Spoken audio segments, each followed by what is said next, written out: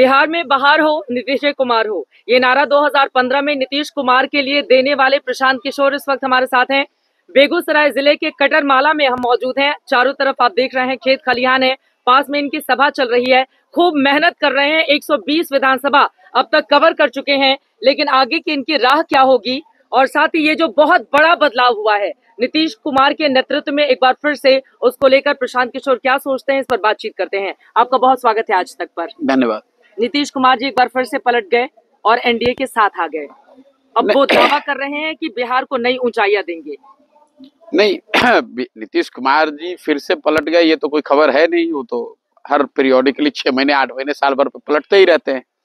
खबर ये है कि नीतीश कुमार ने अपने साथ साथ देश और बिहार के उन नेताओं की भी कलई खोल दी जो नहीं पलटने का दावा करते रहे। खबर ये है कि कल मोदी जी और अमित शाह के नेतृत्व वाली भाजपा भी पलट गई, क्योंकि अभी कुछ ही महीने पहले आकर अमित शाह ने यहाँ कहा था कि एक एक बिहार की जनता को मैं आश्वस्त कर रहा हूँ कि नीतीश कुमार के लिए भाजपा के दरवाजे हमेशा के लिए बंद हो गए। खबर ये है कि कल तक जो भाजपा, जिसको बिहार में अराजकता दिख रही थी, नीतीश कुमार को हटाने के लिए जो आदमी मुरेठा बांधकर भाजपा का अध्यक्ष यहाँ घूम रहा था, आज उनके साथ वो उप मुख्यमंत्री का शपथ ले रहा है। खबर ये है कि कल तक जो उनको विकास का प्रेरणा स्रोत बता रहा था, आज तेजस्वी यादव को नीतीश कुमार में खराबी दिख रही है। उनमें कोई प्रशासन, उनमें वो सुस्त और थका हुआ मुख्यमंत्री देख रहे हैं। तो ये जो पलटने की बात है, नीतीश कुमार की खासियत ये है कि वो खुद तो पलट ही रहे हैं, पिछले 5 वर्षों से पलट ही रहे हैं। उन्होंने पलट कर पूरे बिहार की राजनीतिक व्यवस्था को ही पलटू मार बना दिया है। भाजपा भी 2 बार पलट गई इनके साथ, और आरजेडी वाले भी 2 बार पलट गए। तो जो बिहार की जनता है उसके लिए तो अब कोई फर्क ही नहीं है, या भाजपा को देखे या आरजेडी को देखे या नीतीश कुमार को देखे। नीतीश जी के लिए ये कहा जा सकता है ना, फिर उड़ी जहाज को पंछी फिर जहाज पर आवे। 2020 का मैंडेट तो बीजेपी और नीतीश कुमार का ही था। देखिए, मैंडेट तो 2015 में उस हिसाब से महागठबंधन को था। तब भाजपा पीछे चोर दरवाजे से आकर नीतीश कुमार के साथ उन्होंने 17 में सरकार बना ली। 2020 में उसका उलट हुआ। नीतीश कुमार एक पात्र उसमें कॉमन है। बाकी कल जो एक मीम चल रहा था कि नीतीश कुमार उस आत्मा की तरह है जो जो मरने वाला नहीं है, खत्म होने वाला नहीं है, और आरजेडी और भाजपा जो है ये परिवर्तनशील है। नीतीश कुमार तो नश्वर हैं, वो तो रहेंगे ही रहेंगे। कोई भी बिहार में आप वोट किसी को दे दीजिए, चीफ मिनिस्टर नीतीश कुमार होंगे। लेकिन इसके लिए जितना नीतीश कुमार दोषी है और पब्लिक उसके लिए नाराज भी है, गाली भी दे रही है, इसके बने रहे तो उसके लिए दोषी क्या होगा? दोषी पर बने रहने के लिए सब मेहनत करते हैं। दोषी वो लोग हैं जो उनको कुर्सी पर बैठा रहे हैं, क्योंकि नीतीश कुमार को जनता ने वोट नहीं दिया है। जनता ने वोट दिया है भाजपा को, जनता ने वोट दिया है आरजेडी को, तीसरे नंबर पर वोट दिया है नीतीश कुमार को। अब ये दोनों लोग अपनी जिम्मेवारी से बचकर अपने इक्वेशन के लिए, सामाजिक समीकरण के लिए, चुनाव जीतने के लालच में बिहार की चिंता को छोड़कर नीतीश को आगे बढ़ाकर अपना सामाजिक समीकरण साध रहे हैं। में ऐसा चुंबक है कि उधर वाले इधर वाले देखिए ऐसा है, बिना नीतीश कुमार के सबकी गलियां सुनी है। बिल्कुल गलत बात है। भारतीय राजनीति ने कई राज्यों में कई समय कालखंड में हम लोगों ने देखा है। झारखंड में 5 निर्दलीय विधायकों की स्थिति ऐसे हो गई थी कि बिना उनके सरकार नहीं बन सकती थी। तो उसका मतलब क्या कि पूरे झारखंड ने मधु कोड़ा को वोट थोड़ी ना दिया था। नीतीश कुमार जी इस पूरी परिस्थिति का लाभ उठा रहे हैं, और मैंने कल भी कहा कि विशुद्ध तौर पर राजनीतिक धूर्तता कर रहे हैं। लेकिन वो ये कर इसलिए पा रहे हैं क्योंकि भाजपा उसमें सहयोगी है। वो कर इसलिए पा रहे हैं क्योंकि आरजेडी उसमें उनका सहयोगी बनने को तैयार थी। अगर ठाकुर को भारत रत्न देने का काम भाजपा ने, सुनिए ना, भाजपा ने कुछ नहीं किया है। रामलला की प्राण प्रतिष्ठा के बाद राम लहर मानी जा रही है। अरे लहर है तो फिर काहे फिर नीतीश कुमार के पीछे दौड़ रहे हो? लहर है तो उसी लहर के आधार पर लड़ लेते चुनाव। फिर क्यों इतना झूठ मूठ का बकवास कर रहे हो? गठबंधन को भी तो इन लोगों को सबक हाँ, ये ठीक बात है कि आपने ये बात ठीक कही। भाजपा के केंद्रीय नेतृत्व ने इंडिया गठबंधन को तोड़ने के लिए, राष्ट्र के स्तर पर राजनीतिक फायदा उठाने के लिए बिहार और बिहार के हितों के, बिहार के बच्चों के भविष्य को बलि चढ़ा दिया। जिस तरीके से किसी जमाने में कांग्रेस लालू जी के कामकाज को ध्यान में न देकर सिर्फ 10, 20, 25 सांसदों के लालच में बिहार की उन्होंने चिंता नहीं की। उनको इससे मतलब था कि लालू जी के साथ गठबंधन करके 20-25 सांसद हमारे आ जाएं। बिहार अगर कत्लखाना में जाता है तो जाए, दिल्ली में बैठ के बिहार के लोगों का हंसी उड़ाएं, कहें कि ये तो बड़ा पिछड़ा राज्य है, जातियों में बटा हुआ राज्य है, और वहीं से 20-25 सांसद भी चाहिए। तो जो गलती कांग्रेस ने की लालू जी को बढ़ाकर और इस बिहार के बच्चों की चिंता नहीं की, वही गलती आज पिछले 7-8 वर्षों से भाजपा कर रही है। एक मिनट, अब मेरी बात पूरी नहीं, मेरी बात पूरी करो। बनाने के लिए यहाँ पर साथ-साथ मेरी बात आपके साथ नहीं है, मेरी बात पूरी कर लेने दो। पहले भाजपा से निपट ले, उसके बाद आप मेरी बात पर आइएगा। भाजपा पिछले 7-8 वर्षों से नीतीश कुमार को बिहार पर थोप रही है, क्योंकि बिहार की जनता ने नीतीश कुमार को वोट नहीं दिया है। 2020 में बिहार में सबसे बड़ा दल भाजपा है, तो अगर आपको नीतीश कुमार के साथ भी गठबंधन बनाना है तो आप अपना मुख्यमंत्री बनाइए, और न भी बनाइए तो अगर आपका उप मुख्यमंत्री है तो जो बिहार को लेकर वादे किए गए हैं, बिहार में स्थिति, बिहार में अगर गरीबी है, पलायन है, तो उसकी जिम्मेवारी भी भाजपा को लेनी चाहिए। मुख्यमंत्री आप बनाइएगा और बिहार में जो बदहाली है उसका जिम्मा आप ठोकिएगा लालू जी के नाम पे। जंगल राज था, इस वजह से तंग होकर अभी अच्छे हो गए, के साथ अभी अच्छे हो गए हैं। अभी आगे लॉ एंड ऑर्डर पे, अरे आगे क्या, अभी पिछले 5 वर्ष से तो इन्हीं के साथ सरकार में थे। नीतीश बाबू 18 साल रहे हैं मुख्यमंत्री, उस 18 साल में 15 साल वो भाजपा के साथ रहे हैं। ये भाजपा वाले कहाँ किसको बेवकूफ बना रहे हैं। और मैं आपको, अरे सुनिए समीकरण की बात, मैं आपको एक चीज लिख के दे रहा हूँ, कैमरे पे बता रहा हूँ आपके दर्शकों को। इस निर्णय का बहुत बड़ा राजनीतिक खामियाजा बिहार विधानसभा चुनाव में भाजपा को उठाना पड़ेगा। जिस तरह इसलिए भुगतेगी, जिस तरह कांग्रेस को लोगों ने बर्बाद कर दिया बिहार में, क्योंकि लोगों ने कहा कि लालू यादव की ताकत नहीं थी कि बिहार में ये कर सके, उसको कांग्रेस की मदद से लालू यादव कर पाए। उसी तरह बिहार की जनता आज ये देख रही है कि नीतीश अपने दम पर बिहार नहीं जीत सकते, मुख्यमंत्री नहीं बन सकते हैं। इन नीतीश कुमार को हम लोग पर थोप रही है भाजपा, तो इसलिए दोष भाजपा का है और भाजपा को इसकी कीमत चुकानी पड़ेगी। आप ये मेरा विश्लेषण रिकॉर्ड करके रखिए, और विधानसभा में भाजपा को इसकी भारी कीमत अगर न चुकानी पड़े तो आप मेरा गर्दन पकड़ लीजिएगा। और आप किसी भी सामान्य भाजपा के कार्यकर्ता समर्थक से जाके बिहार में बात कीजिए, वो कैमरे पे तो नहीं कहेगा डर के मारे, लेकिन ऑफ द रिकॉर्ड वो यही कहेगा कि नहीं, प्रशांत किशोर जो कह रहे हैं वो ठीक बात है। नीतीश कुमार के बड़े हितैषी बन रहे हैं। अरे हम कहा भाजपा के हितैषी, हम क्यों हितैषी बनेंगे? हम तो आकलन करके आपको बता रहे हैं कि ये लोगों को लग रहा है दिल्ली में बैठ के कि कोई भाजपा ने बहुत बड़ा तीर मार लिया है। तीर उन्होंने इस नाते मार लिया कि जो इंडिया गठबंधन बनाने वाले लोग थे उनको उन्होंने थोड़ा छितर बितर कर दिया।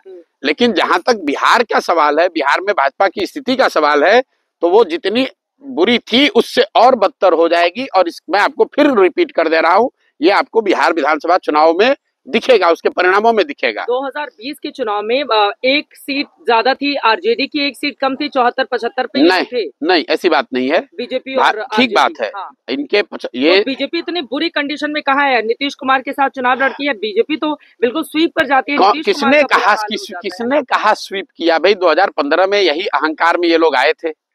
55 सीट भाजपा को टोटल आया था बिहार में, और अकेले नहीं लड़े थे भाई। उस समय भी हम के साथ थे, चिराग पासवान के साथ थे, उपेंद्र कुशवाहा के साथ थे। अकेले कभी उनका लड़ने का दम नहीं है। नीतीश नहीं साथ में, सुन तो लो मेरे भाई, पिछली बार नीतीश जी साथ में थे तो भी भाजपा को 19.6% बिहार में वोट आया है। तो आप लोग भाजपा को बिहार में इतना बड़ा तोप दल बताइए मत। बिहार में भाजपा को पिछले विधानसभा चुनाव में जब वो नीतीश के साथ चुनाव लड़े तो उनको, आपके दर्शकों को, इंडिया भर के दर्शकों को बता रहा हूँ, 19.6% वोट बिहार में भाजपा को आया था। उनकी इतनी ताकत है, और वो अब और खराब होगी। नीतीश को वो चेहरा बनाकर अगर लड़ते हैं तो उनकी हालत इससे भी बदतर होगी। क्या है उनके पास? अब नहीं है तो आप वो जाने, हम कोई भाजपा को आगे बढ़ा रहे हैं। अरे भाई, अब जिसको बढ़ाना, देखिए वो उधर एक भूमिहार चेहरे को आगे, अरे वो जिसको बढ़ाना है बढ़ाएं, वो हमारी चिंता का कारण नहीं है। आपने पूछा कि कल जो हुआ है उस राजनीतिक घटना पर मैं टिप्पणी कर रहा हूँ, इसका सबसे बड़ा खामियाजा भाजपा को होगा, इसलिए कि नीतीश कुमार तो पहले से ही खत्म थे राजनीतिक तौर पर। नीतीश कुमार तो पहले से ही मरे हुए सांप हैं। उसको जो भी अपने गले में डालेगा वो बैठ जाएगा। नीतीश कुमार तो खुद डूबे हुए हैं, जो उनको साथ लेगा उसको भी डुबा देंगे। नीतीश कहाँ डूबे हैं? वो इधर जाते हैं तो आरजेडी वाले मजबूत हो जाते हैं, इधर जाते हैं बीजेपी वाले हो जाते हैं। किस इलेक्शन में ऐसा दिखा? किसी इलेक्शन में ऐसा नहीं दिखा। नीतीश कुमार को, आपको कुछ बिहार के राजनीति का अंदाजा नहीं है। नीतीश कुमार को 117 विधायक था 2010 में, वो घट के 70-72 हो गए, फिर वहां से घट के 42 हो गए, और आपको दिख रहा है कि नीतीश कुमार बहुत बढ़ते जा रहे हैं। तो उनको चिराग पासवान ने नुकसान कर दिया ना। अरे भाई, अब कभी चिराग ने, जब पब्लिक ने नुकसान कर रही है तो कोई भी आपका नुकसान करेगा। नीतीश कुमार को आज ना उनकी कोई राजनीतिक ताकत है, ना उनका संगठन है, ना उनका वोट है।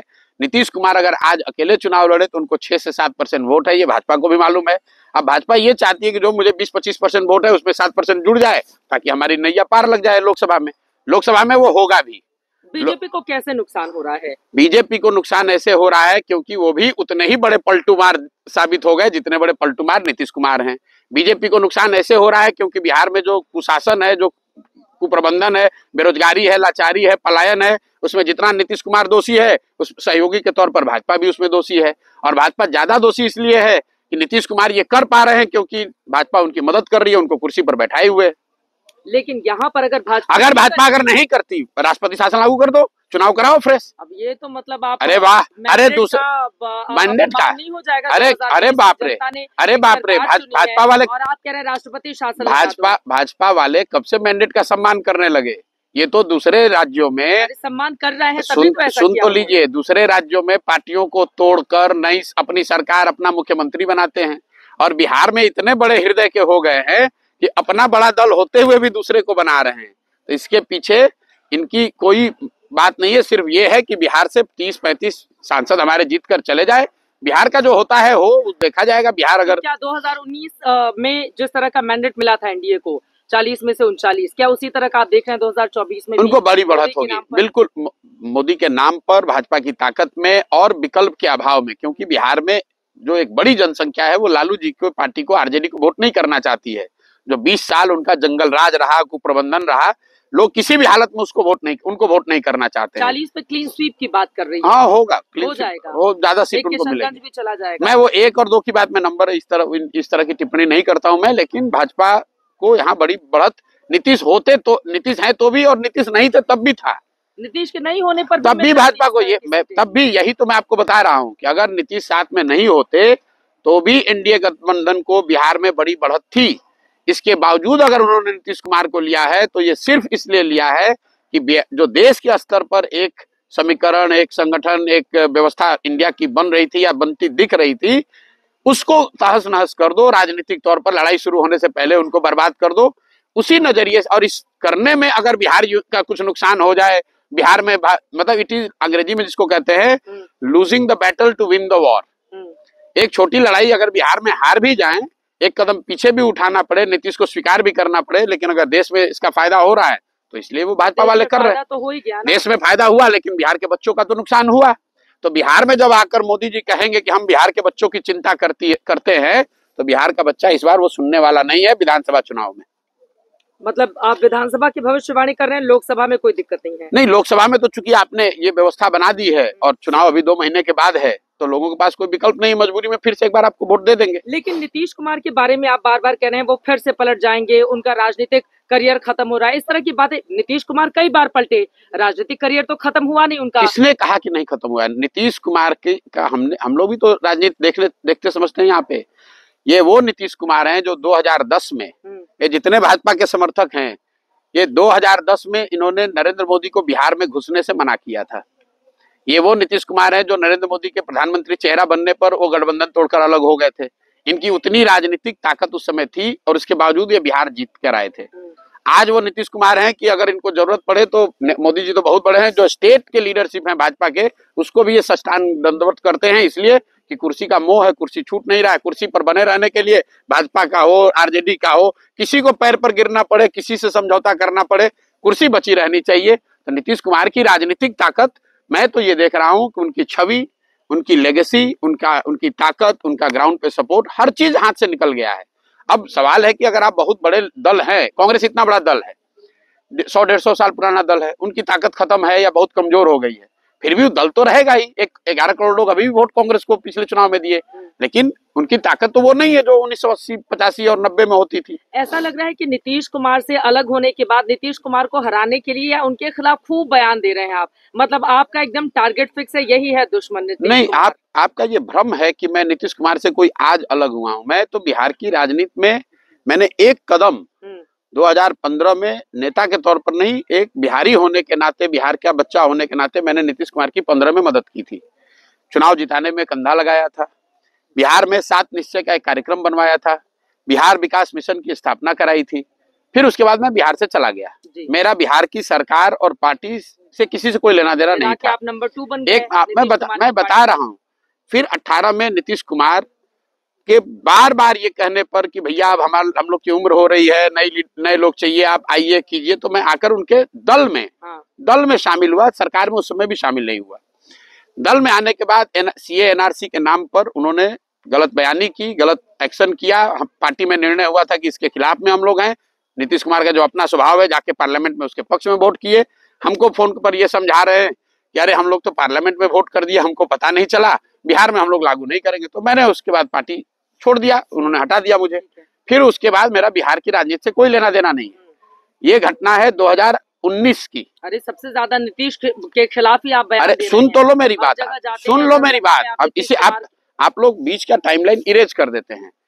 नीतीश कुमार को छोड़ने के बाद 2 बरस तक मैं बिहार में, मेरा कोई लेना देना नहीं रहा, मैं तो बंगाल में था।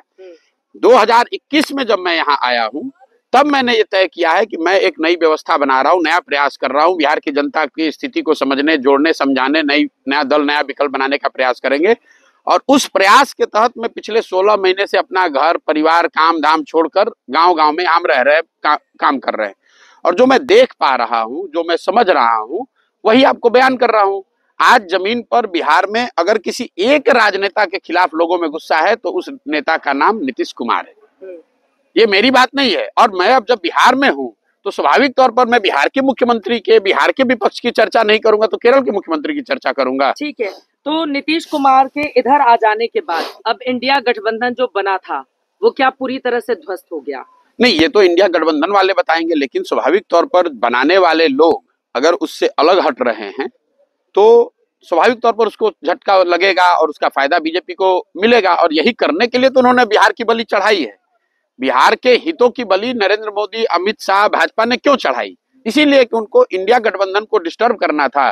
और वो डिस्टर्ब करने में बिहार एक छोटा सा बैटल ग्राउंड था, जहां उन्होंने कहा कि चलो नीतीश कुमार को साथ में लो, इंडिया गठबंधन खराब होता है। पिछले साल जून के महीने में यहीं से तो शुरुआत हुई थी ना उस इंडिया बिल्कुल, इसीलिए तो बिहार के हितों की बलि देकर, अपने बात से पलटकर, आप मुझे ये बता दीजिए कि आप लोग भी तो कल वीडियो देख रहे होंगे, अमित शाह जी जब नीतीश जी गए थे इंडिया गठबंधन बनाने, महागठबंधन बनाने, उसके बाद अमित शाह जी यहाँ आए थे, उनसे किसी पत्रकार ने तो पूछा नहीं था। वो खुद खड़े होकर हल्ला कह रहे थे कि भैया एक एक आदमी बिहार के तुम लोग याद कर लो, लिख लो, नीतीश कुमार के लिए हम लोग का दरवाजा बंद हो गया है। अब लोग मजाक कर रहे हैं कि अमित शाह ने दरवाजा तो बंद कर दिया था, खाली छिटकिनी लगाना भूल गए थे। अब छिटकिनी नहीं लगाए थे इसलिए फिर से वापस आ गए। ये आप जिस नेता की बात कर रहे हैं कि इन्होंने एक मुरेठा बांधा था कि सम्राट चौधरी, कि मैं जब नीतीश कुमार को हटा दूंगा पद से तब ये मुरेठा खोलूंगा। कल सुबह हटा ही दिया जाके उन्होंने, कल बेचारे कल बेचारे जाकर उप मुख्यमंत्री बनने के लालच में अब मुरेठा और अपना सर दोनों को कुर्बान कर दिया उन्होंने। पहले तो मुरेठा खोलने वाले थे हराने के बाद, खुश दिखाई दे रहे थे डिप्टी सीएम। हाँ बिल्कुल, अब उनके जीवन का यही लक्ष्य है कि डिप्टी सीएम बन जाए बिहार का। अरे भाई कोई नए नेता थोड़े ना है सम्राट चौधरी, पिछले मंत्रिमंडल में भी मंत्री थे, कौन सा इन्होंने तोप मार लिया। इनके बाबूजी पिछले, आपके दर्शकों की जानकारी के लिए बता दूं, ये भाजपा वाले बड़ी बात करते हैं परिवारवाद की। कौन है सम्राट चौधरी? सम्राट चौधरी के बाबूजी शकुनी चौधरी कांग्रेस में विधायक मंत्री थे, लालू जी की सरकार थी उसमें भी विधायक मंत्री थे, मांझी जी जब मुख्यमंत्री बने तो उसमें भी विधायक मंत्री थे, नीतीश जी की सरकार थी तो उसमें भी विधायक मंत्री थे। आज भाजपा का जुगाड़ लगा है तो भाजपा में आके बन गए हैं। ऐसा आप लोग बात कर रहे हैं जैसे नए नेता कोई ऊपर से अवतरित हुए हैं, समाज के लिए इन्होंने कुछ किया है जिनको भाजपा बढ़ा रही है। भाजपा भी तो वही कर रही है जो दूसरे दल वाले कर रहे हैं। अच्छा, एक चीज और बताइए, नीतीश कुमार जब से सीएम बने हैं, पहले वो आरजेडी पे बहुत ज्यादा वार करते थे, लेकिन अभी उनके निशाने पर कांग्रेस कहीं ज्यादा है। इसके पीछे उनकी बदली हुई क्या रणनीति? अरे उनकी कोई रणनीति नहीं है, उम्र हो गया है, घबराए हुए हैं, कभी इधर कभी उधर। उनकी अब एक प्राथमिकता रह गई है कि भाई किस तरह जितने दिन संभव है जुगाड़ लगाकर सीएम बने रहें। इसके अलावा नीतीश कुमार की कोई राजनीतिक ना कोई बहुत बड़ी सोच बची है, ना उनकी कोई क्षमता बची हुई है। राजनीति का ये अंतिम दौर उनका चल रहा है। हाँ, हम ये पिछले 7 महीने से कह रहे हैं, ये आप लोग को कल बड़ी घटना लग रही है। हम तो 7 महीने से कैमरे पर रोज बता रहे हैं कि नीतीश कुमार का ये राजनीति करने का तरीका है। और मैंने ये भी कहा है कि आप लोकसभा चुनाव होने दीजिए, फिर नीतीश कुमार या तो खुद भागेंगे या भाजपा वाले इनको हटा देंगे। अगला विधानसभा चुनाव, मैं कैमरे पे कह रहा हूं, अगला विधानसभा चुनाव नीतीश कुमार एज ए मुख्यमंत्री इनके चेहरे पर नहीं होगा। भाजपा का ये दम नहीं है, और अगर दम है तो भाजपा वाले ये घोषित कर दे खाली कि भाई नीतीश कुमार ही बिहार के अगले सीएम होंगे और कह के ये चुनाव लड़ लें, आपको दिख जाएगा उनकी औकात कितनी है, कितनी बड़ी उनकी आप ताकत ही है। कह रहे हैं कि 25 में नीतीश कुमार के बगैर बीजेपी जाएगी और अगर जाती है तो फिर बहुत बड़ा नुकसान एनडीए गठबंधन को होगा बिहार में। उल्टा आपने सुन लिया, मैंने कहा कि नीतीश कुमार के साथ वो जाएंगे ही नहीं जाएंगे, नहीं जाएंगे, क्योंकि उतनी समझ उनको है कि नीतीश कुमार के साथ अगर गए, वो तो नेचुरल अलायंस बताते हैं। अरे जेपी नड्डा जी ने अरे बताया है। चलिए, नड्डा जी को कितनी बिहार के पॉलिटिक्स की समझ है, वो छोड़िए ना आप बात। नड्डा जी के कहने से क्या होता है?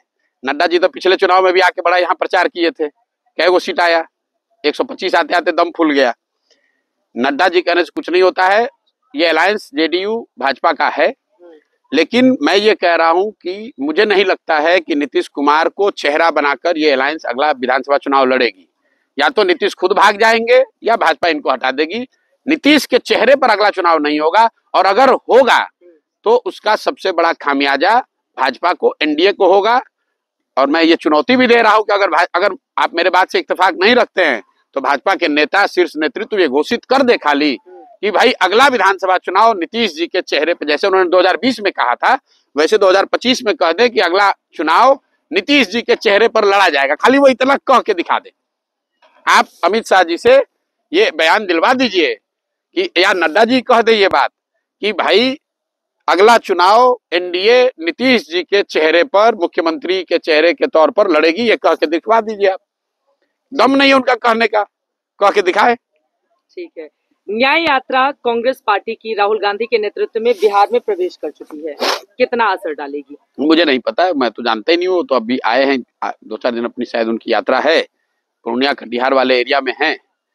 अब वो अपना काम कर रहे हैं। हर दल को, हर नेता को अधिकार है अपना काम करने का। भारत जोड़ो यात्रा से कर्नाटक में फायदा हो गया था, दक्षिण में थोड़ी मजबूती मिली थी, लेकिन क्या इससे आपको लग रहा है कि... नहीं, आप अगर सिर्फ यात्राओं से ही आप सीधा, कोई कोरिलेशन नहीं है चुनाव परिणामों का। अगर ऐसा होता तो मध्य प्रदेश में भी उन्होंने भारत जोड़ो यात्रा की थी, गुजरात में राजस्थान और छत्तीसगढ़ में भी पद यात्रा हुई थी। तो यात्राओं का सीधा चुनाव पर असर नहीं पड़ता है।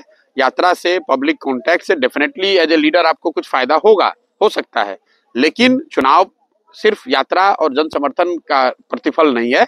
चुनाव जीतने के लिए, चुनाव में लड़ने के लिए आपको जन समर्थन के साथ साथ कई और बातें साथ में करनी समझ में आ रही है। लेकिन चुनाव के मद्देनजर ही तो ये न्याय यात्रा नहीं। देखिए, आप जिस मद्देनजर भी यात्रा निकालिए, यात्रा से आप अपनी बात जनता तक पहुंचा रहे हैं, जनता से जुड़ रहे हैं, जनसंपर्क कर रहे हैं। जनता कितना उसको मान रही है, और अगर मान भी जाए तो भी उसके लिए आपके पास प्रत्याशी होना चाहिए, संगठन होना चाहिए, आपकी वो व्यवस्था होनी चाहिए कि उस जन समर्थन को आप वोट में कन्वर्ट कर सकें। भविष्य क्या देख रहे हैं कांग्रेस पार्टी का? 3 राज्य अब हमारी क्या विषाद है कि मैं कांग्रेस के भविष्य पर कोई चर्चा करूं, लेकिन स्वाभाविक तौर पर जो अभी दिख रहा है, 85 के बाद से कांग्रेस की जो स्थिति है वो तो सेकुलर डिक्लाइन में है। कांग्रेस इतनी बड़ी पार्टी होने के बाद भी लगातार घट रही है। अब देश में सिर्फ उनकी 3 राज्यों में सरकार बची हुई है। निश्चित तौर पर उनके लिए कठिन समय है, कठिन दौर है, लेकिन मैं उन लोगों में से नहीं हूं जो ये मानता है कि कांग्रेस देश से खत्म हो जाएगी। कांग्रेस किसी न किसी फॉर्म में देश में रहेगी। अपने आप को शायद आज नहीं तो कल, 10 वर्ष के बाद वो रिवाइव भी करेंगे, लेकिन इसका मतलब ये नहीं कि वो रिवाइव राहुल गांधी के अंदर करेंगे। 10 साल के बाद कांग्रेस पार्टी में बदलाव होगा, रिवाइव नहीं। अब फिर आप ये लोग आप ऐसे पकड़, मैं कह रहा हूँ शायद 5 वर्ष के बाद हो कि 10 वर्ष होगा कि 20 वर्ष होगा, मैं जानता नहीं हूँ। देखिए, जनसंघ 1950, लेकिन अभी तो नहीं हो रहा है। मैं आपको एक उदाहरण देता हूँ। जनसंघ 1950 के दशक में बड़ा दल था, फिर उसका पराभव हुआ, फिर 80 में भाजपा बनी। तो 30 वर्ष तक जनसंघ और जनसंघ की विचारधारा से जुड़े हुए लोग जो राजनीति करते थे वो डोलड्रम में रहे, लेकिन वो विचारधारा खत्म नहीं हुई। भाजपा के तौर पर उसका पुनर्जन्म हुआ। उसको शुरुआती 5 साल में सफलता नहीं मिली। सुन तो लीजिए आप, सुन तो लीजिए। भाजपा को 5 साल सफलता नहीं मिली, लेकिन 84 के बाद नया नेतृत्व, नई तरह का प्रयास, नए आंदोलन, नया जनसंपर्क, ये सबको मिलकर उनको सफलता मिली। फिर एक झटका लगा, दौर आया 10 वर्ष का, 2004 से लेकर अटल बिहारी वाजपेयी के बाद, जिसमें उनको सफलता नहीं मिली। फिर मोदी जी के दौर में आगे बढ़े। मैं आपको ये बताना चाह रहा हूँ कि जो ये राष्ट्रीय स्तर के दल हैं, जिनके 50 साल, 60 साल, 100 साल की लेगेसी है, वो एक दिन में ना बनते हैं ना एक दिन में खत्म होते हैं। ये दौर है, इसमें उठा पटक चलती रहती है, उफान आता रहता है। कभी आपके पराभव के भी दिन हो सकते हैं। मतलब अभी लेकिन अच्छे दिन कांग्रेस के इतनी जल्दी नहीं आने वाले। नहीं आ सकते। इसलिए नहीं आ सकते हैं कि मतलब ये गिरावट भी बहुत लंबे समय में आई है, तो इससे उठने के लिए भी कांग्रेस को लंबा और बेहतर प्रयास करने की जरूरत है। ममता बनर्जी उन्होंने कांग्रेस से अलग होकर चुनाव लड़ने की बात बंगाल में कर दी, तो ठीक किया बिल्कुल। अब ये तो उनका निर्णय है, मतलब बंगाल में कांग्रेस की कोई बहुत बड़ी ताकत पहले से है नहीं, उनके 2 सांसद जीते हुए हैं, तो नेचुरली जो हम लोग मीडिया वगैरह में पढ़ते हैं कि अगर ये तय है कि जो जीता हुआ है वो लड़ना चाहिए, तो जो हम लोग सुने कि शायद तृणमूल की ओर से 2 या 3 सीट का ऑफर दिया गया है और कांग्रेस की अपेक्षा शायद 5 या 6 या 10 सीट की रही होगी, वो सामंजस्य नहीं बना, तो ममता बनर्जी ने शायद ऐसा कहा है कि वो अकेले लड़ेंगी, लेकिन हमको कोई उसकी फर्स्ट हैंड जानकारी नहीं है, मीडिया के माध्यम से ही सुनते हैं। आपने ममता बनर्जी के लिए चुनावी रणनीति किया था भाई, वैसे तो मोदी जी के लिए भी किया था, तो क्या मोदी जी हमसे पूछ के सलाह लेकर काम कर रहे हैं? वो तो अब अपना ही काम कर रहे हैं। जिस दौर में उनके साथ काम किया था तब कुछ सलाह जो मांगा होगा। ठीक किया या गलत किया? नहीं, मैं बात कर रहा हूँ, ये निर्णय उनका है। मुझे वहां की स्थिति का, उनके राजनीतिक वार्तालाप का, कांग्रेस से संबंधों का कोई सीधा ज्ञान है नहीं। मैं उन लोगों में से नहीं हूं कि हर विषय पे कमेंट करे। मैं बिहार में हूं, बिहार के बारे में हर विषय पे मैं कमेंट कर सकता हूं। मैं जब तमिलनाडु में हुई नहीं, केरल में हुई नहीं, तो क्यों उस पर कमेंट करूं? ठीक है, एक छोटा सा राज्य का और जवाब ले लेती हूँ, उसके बाद फिर से बिहार में आ जाऊंगी। यूपी में 11 सीटें कांग्रेस को दे दी हैं अखिलेश यादव ने, लेकिन कांग्रेस इससे खुश नहीं है, जो स्थानीय लीडरशिप है वहां। मैं फिर वही बात कहूंगा जो मैंने बंगाल के संदर्भ में कहा, यूपी में ये मामला सपा और कांग्रेस के बीच का है। मतलब प्रशांत किशोर की ऐसी क्या क्षमता है कि हम यहाँ से बता दें कि 11 ठीक है, कम है, ज्यादा है? ये तो आपस में सामंजस्य बनाने की बात है। वहां बड़ी पार्टी सपा है, वो तो क्लियर है, और सपा और कांग्रेस के बीच में जितने भी सीटों पे सामंजस्य बन जाए वो मिलकर लड़ना चाहते हैं। आखिरी के 2 सवाल। सबसे बड़ा मुद्दा 2024 की राजनीति में जो 2 महीने बाद चुनाव होने जा रहे हैं, आप क्या देख रहे हैं? देखिए, जो एनडीए भाजपा है वो तो मोदी जी के नाम, मोदी जी के चेहरे, उनके काम, उनके अच्छा खराब जो उन्होंने किया नहीं किया, उस पर ही चुनाव वो लड़ेंगे। मैं ऐसा नहीं समझता हूं कि चुनाव राम मंदिर पर होगा। राम मंदिर भी it's all part, it's subservient to the brand Modi. चुनाव तो ब्रांड मोदी पर ही होगा। आप मोदी जी को चाहते हैं, मोदी जी को नहीं चाहते हैं, और भाजपा ये चाहती भी है, भाजपा कह भी रही है। तो मैं यही समझता हूं कि मोदी की विचारधारा, उनकी कार्यशैली, उनका डिलीवरी, इस पर ही चुनाव होगा। मतलब मोदी से शुरू, मोदी पर ही खत्म? नहीं, खत्म तो नहीं, मोदी से शुरू, जनता से खत्म। अब जनता जिसको वोट दे देगी उससे खत्म होगा, लेकिन शुरुआत तो मोदी जी के नाम, उनकी कार्यशैली, उनके सिद्धांत, उनकी विचारधारा, उनका संगठन, सब कुछ मोदी सेंट्रिक ही है एक साइड से। दूसरे साइड से इंडिया है, जिसको कोई बहुत बड़ा अभी ट्रैक्शन कम से कम पब्लिक परसेप्शन में नहीं दिख रहा है।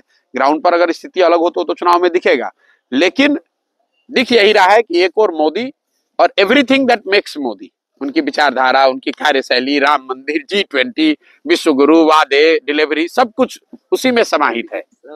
ठीक है, कितनी सीटें आ सकती हैं? 350 पार का नारा दे रही है बीजेपी एनडीए के लिए। देखिए, पार्टियां से बेहतर प्रदर्शन होगा। मैं आपको इतना कह सकता हूं कि जो पार्टी चुनाव लड़ती है वो तो नारा यही देती है। बंगाल में भी इन्होंने नारा दिया था 200 सीट जीत रहे हैं, आया 77। नारों का एक अपना नारों के पीछे एक अपनी सोच है, अपनी वजह है। नारों से आप चुनाव सिर्फ नहीं जीतते हैं, वो तो एक पूरे कर्मकांड का हिस्सा है। भाजपा एनडीए आज लीड पोजीशन में है, बहुत बड़ी बढ़त उनके पास है, और अनलेस अगले 2-2.5 महीनों में कुछ बहुत बड़ी घटना राजनीतिक सामाजिक न हो जाए जो उनके विरोध में चली जाए, आज के तारीख में ऐसा दिख रहा है कि they should be coming back with almost similar और बेटर नंबर्स। मतलब आप ये कह रहे हैं कि पिछली बार जो 303 बीजेपी को और 300 देखिए ये मिली थी एनडीए को, उससे बेहतर भी प्रदर्शन। मैं आपको कह रहा हूं एक बार, जो लोग भी ये दावा करते हैं कि नंबर वो बता सकते हैं, उनको कोई ज्ञान नहीं है। ठीक है, इतनी बड़ी भाजपा पार्टी है, इतना उनका बड़ा तंत्र है, इतने बड़े बड़े ज्ञानी हैं, इतने बड़े बड़े उनके स्ट्रेटेजिस्ट हैं, चाणक्य हैं। दिल्ली में बैठते हैं, उनको ये नहीं पता चला कि दिल्ली में भाजपा को कितनी सीट आ रही है। बंगाल में उनको पता नहीं चला कितनी सीट आ रही है। कर्नाटक में हवा नहीं लगी कि इतना खराब प्रदर्शन होगा। तो ये सिर्फ उनके लिए नहीं है, चाहे जो लोग भी, हम लोग इस तरह की बात करते हैं, टीका टिप्पणी करते हैं, कौन जीतेगा कौन हारेगा, ये गेसवर्क है। लेकिन राह तो आसान है। मैं आपको बता रहा हूँ, ये गेसवर्क है। कोई नहीं जानता है कि सीट कितना आएगा, लेकिन हाँ, ये आप डायरेक्शनल चीज बता सकते हैं कि एज ऑफ नाउ, आज अगर चुनाव हो तो भाजपा एनडीए को बहुत बड़ी बढ़त दिख रही है। लेकिन 2 महीना में क्या होता है, नहीं होता है, अंतिम नंबर क्या होगा, शायद और बेहतर बढ़त हो जाए और माहौल बन जाए। अभी 1 महीना पहले आपसे पूछते तो आप कहते नहीं, बढ़त है, लड़ाई है, इंडिया है। 1 महीना में राम मंदिर आ गया, इंडिया कोलैप्स होता हुआ दिख रहा है, तो शायद इनकी बढ़त और बढ़ गई। तो आप और हम जानते नहीं है कि अगले 2 महीने में और क्या होगा, लेकिन आज की तारीख में उनको बड़ी बढ़त है। जो नंबर उनके पास पहले से है उस नंबर के इर्द गिर्द या उससे थोड़ा बेहतर वो नंबर आता हुआ दिख रहा है। चलिए, बहुत शुक्रिया आपका प्रशांत किशोर जी आज तक से जुड़ने के लिए और बहुत तमाम विषयों पर बातचीत करने के लिए। अब इनके दावे में कितना दम है नीतीश कुमार को लेकर जो ये कर रहे हैं, इसके लिए थोड़ा सा इंतजार करना होगा, लेकिन जोश से भरे हुए हैं और इनकी भी जन स्वराज जो पद यात्रा है वो लगातार जारी है। हम भी कुछ हिस्सों में जाएंगे और देखते हैं कि लोगों का कितना समर्थन इनको मिल रहा है और बिहार की जनता क्या सोच रही है। अभी के लिए दीजिए इजाजत। देश और दुनिया की तमाम खबरों के लिए आप देखते रहिए आज तक।